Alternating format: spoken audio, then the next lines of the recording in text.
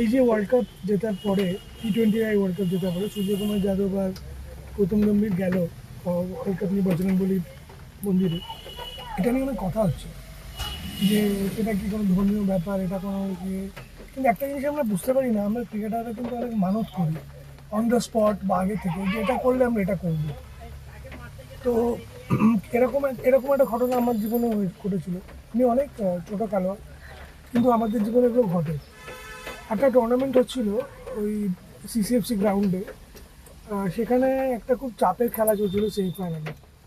সেই সময় আমি ওখান থেকে একটা মন্দিরের চূড়া দেখা যায়, বিড়লা মন্দির। তো মনে মনে মানত করেছিলাম যদি ম্যাচটা জিততে পারি, টুর্নামেন্ট জিততে পারি, তাহলে আমি টিমকে নিয়ে মন্দিরে যাব।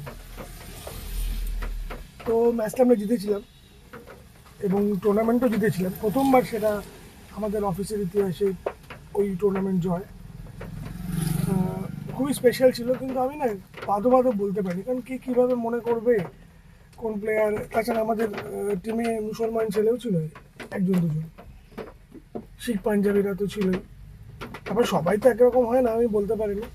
পরের বছর আবার হলো সেম সিচুয়েশান, মাচিনোর অবস্থা, ওই অবস্থা।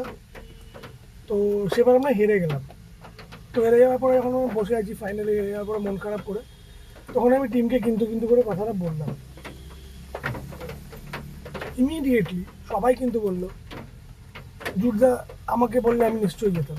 এবং সব থেকে আগে বললো কোন ছেলেটি, যে মুসলমান ছেলেটি সব থেকে আগে সে বললো যে আমি বললাম, আমি বললাম তুই যেতিস? বললো হ্যাঁ, কেন যেতাম না। এটা খেলার ব্যাপার, এটা টিমের ব্যাপার। তো আমরা এই জিনিসগুলোকে না নিজেরা মিশে কমপ্লিকেটেড করি। এগুলো কিন্তু অত বড় ব্যাপার না, খেলার মাঠে এরকম অনেক কিছু ঘটে। কেউ পীর বাবা দরগায় সিন্নি চড়াতে মানত করে, কেউ মন্দিরে যাওয়ার মানত করে।